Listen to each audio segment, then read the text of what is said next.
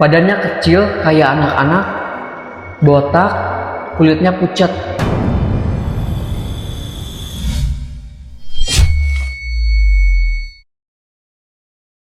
Halo semuanya, balik lagi bareng gua Bintang Reksa di Cerita Malam. Cerita ini datang dari seorang ibu yang punya toko sembako. Ibu ini bernama Ibu Via. Awalnya ibu ini mengalami kehilangan uang sedikit-sedikit, tapi lama-lama hampir semua warga ikut mengalami hal yang sama.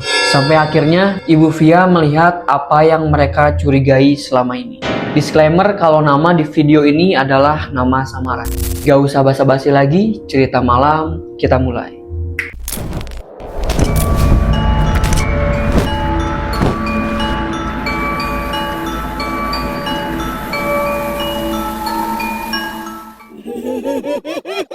Nama saya Bu Via. Saya punya toko sembako kecil di kota Sukabumi. Udah hampir 5 tahun saya buka toko itu.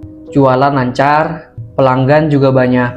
Tapi nggak tahu kenapa, mulai di pertengahan tahun kemarin, saya mulai sering kehilangan uang. Kadang pas saya ngitung hasil jualan, ada aja yang kurang. Saya pikir salah ngitung kali.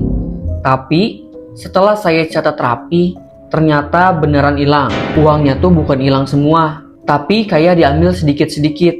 Kadang 50.000, kadang 100. Saya sempat mikir, jangan-jangan anak saya yang ambil.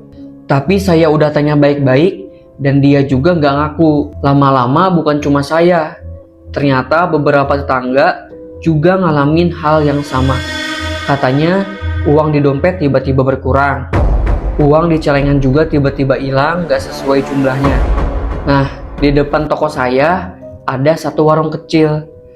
Pemiliknya namanya Ibu Putri. Dulu warungnya itu kecil banget, barang jualannya pun nggak banyak. Tapi nggak tahu kenapa, dalam waktu setahun aja, warung itu berubah total. Rumahnya diperluas, rumahnya juga direnov 2 lantai besar-besaran. Bahkan dia sempat beli motor baru. Warga jadi heran, karena suaminya cuman kerja serabutan. Warga juga sering lihat Bu Putri duduk di depan warungnya. Dia sering bengong, sambil ngomong sendiri kayak lagi baca-bacaan. Sering juga Bu Putri bolak-balik ke depan ruko saya, tapi saya biarin aja lah. Pernah juga tetangga saya ada yang bilang, kalau pas udah nutup, Bu Putri ini suka ke depan ruko saya. Katanya kayak naburin garam. Gak jauh dari situ, efeknya kerasa ke saya. Sempet ada pelanggan siang-siang datang ke saya. Bu, tadi kemana? Tokonya tutup. Padahal saya subuh abis sholat itu udah langsung buka. Jadi waktu siang-siang, Bu Via ini lagi jaga toko. Nah, tiba-tiba ada pelanggannya yang bilang, kalau tokonya tutup Bu, tadi pagi kemana katanya tutup tokonya. Padahal si Bu Via ini, dia udah buka dari pas dia abis sholat subuh. Tapi si pelanggan ini ngelihat kalau tokonya itu tutup. Sampai akhirnya saya ngalamin kejadian sendiri.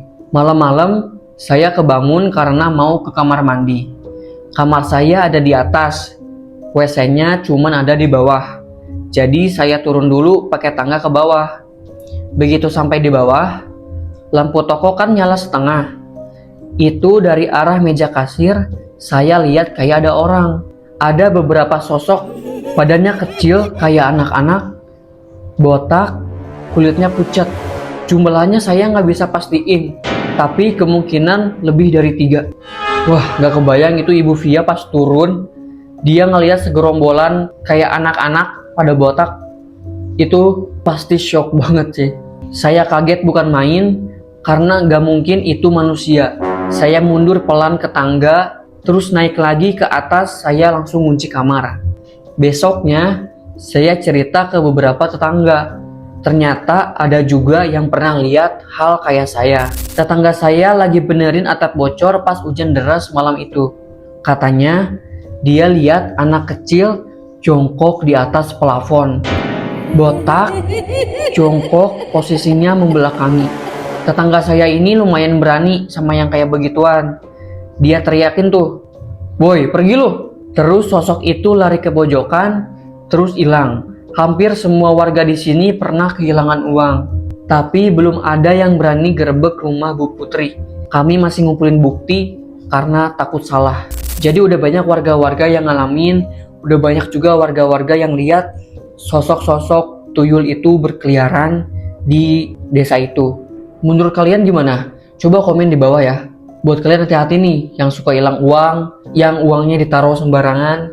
Itu hati-hati hilang seperti kejadian Ibu Via dan warganya di desa ini. Jadi itulah cerita dari narasumber gua. Buat kalian yang punya cerita horor atau pengalaman horor, kalian boleh hubungi langsung di deskripsi di bawah ini.